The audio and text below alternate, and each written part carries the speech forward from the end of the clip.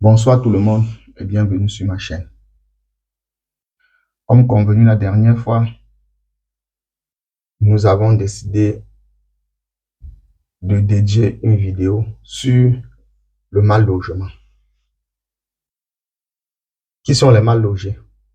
Les mal logés, c'est des personnes qui vivent dans des maisons insalubres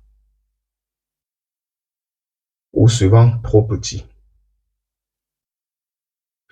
Et pourquoi abordons-nous le sujet du mal logement aujourd'hui? C'est parce que dans ma dernière vidéo, je vous ai parlé du problème de logement en France. Et j'ai oublié de mentionner le fait qu'avoir un logement en France nécessite de remplir un certain nombre de conditions. Parmi lesquelles on retrouve le problème du titre de séjour et bien évidemment un contrat de travail et des bulletins de paie. Et comme nous savons tous, quand on vient d'arriver en France, on n'a pas encore des papiers. Et en plus, on peut pas remplir les conditions. Et d'ailleurs, il y a même problème d'argent qui s'impose. Ce qui fait que beaucoup de sans-papiers dorment dans la rue. Mais certains, au lieu de dormir dans la rue, décident donc de se loger dans ce genre de maison. Donc, généralement, ces logements sont des maisons abandonnées depuis plusieurs années. Et les gars font plusieurs jours pour cibler des maisons abandonnées.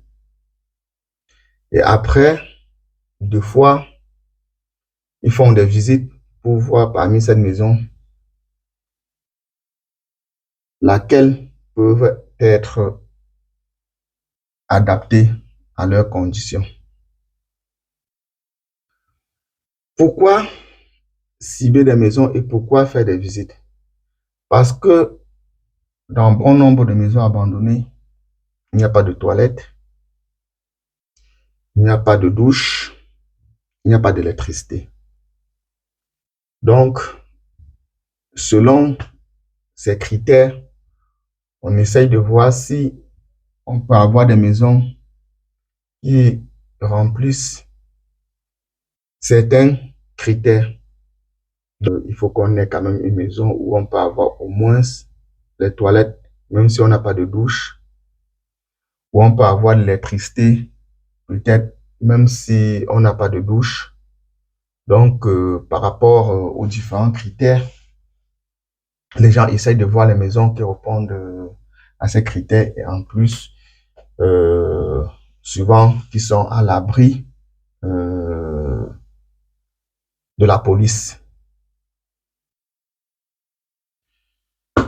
Et là, ils font des nettoyages et puis ils s'installent. Mais le problème majeur de ces maisons, comme vous savez tous, les maisons abandonnées dégagent pas mal d'odeurs, nécessitent un certain nombre d'entretien. Et comme les gens n'ont pas assez d'argent, ils font des efforts à ce que le logement puisse être le plus vivable possible. Mais généralement, il y a des choses difficiles à réparer et sans oublier le fait que beaucoup de personnes qui vivent dans ces logements ont un problème majeur. Ce sont des petites bestioles qu'on appelle les puces de lit. Ces puces de lit est une véritable plaie, tant pour les mal logés que pour ceux qui vivent dans des habitations normales. Car Ces puces de lit se retrouvent généralement dans les matelas, les petits trous des matelas, et aussi dans les petits trous du mur. Et pour les maisons dont nous avons parlé tout à l'heure, vous savez, plus elle est vieille, plus elle est poreuse. Donc, c'est beaucoup plus grave dans les maisons abandonnées que dans les logements normaux. Mais qu'à cela ne tienne, les puces de lit, généralement, on les ramène parce que tous ceux qui vivent dans ces vieux logements se retrouvent en train de fouiller les poubelles, de récupérer les matelas qui s'y trouvent afin de pouvoir les utiliser pour eux-mêmes. Donc, ce qui veut dire, certains de ces matelas ont été jetés justement à cause de ces puces de lit. Et donc, ils se retrouvent dans leur lieu d'habitation avec les puces de lit qui ont été ramenées en même temps avec le matelas de l'extérieur.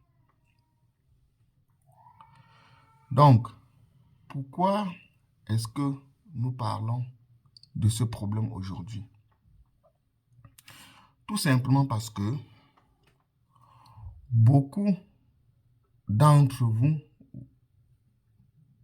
ont souvent la honte de parler de ce problème à leurs proches. Or,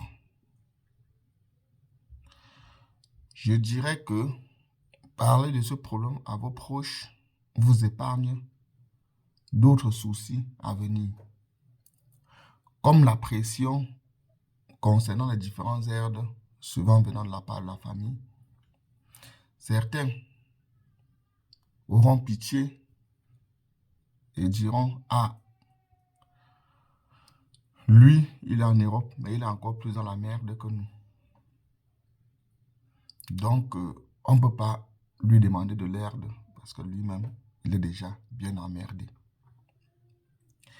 Et d'autres pourront passer des messages auprès des connaissances et peut-être, qui sait, vous pouvez trouver quelqu'un qui pourra vous héberger et vous épargner toute cette souffrance. D'ailleurs, en commentaire, pour ceux qui auront la possibilité de regarder cette vidéo, vous pouvez venir en commentaire et essayons ensemble de voir si parmi nous, il y a des personnes qui ont besoin de ce genre de coup de main. Et on peut toujours voir si on a des proches, des connaissances qui peuvent les tenir la main. C'est très important. Alors, est-ce que ce problème,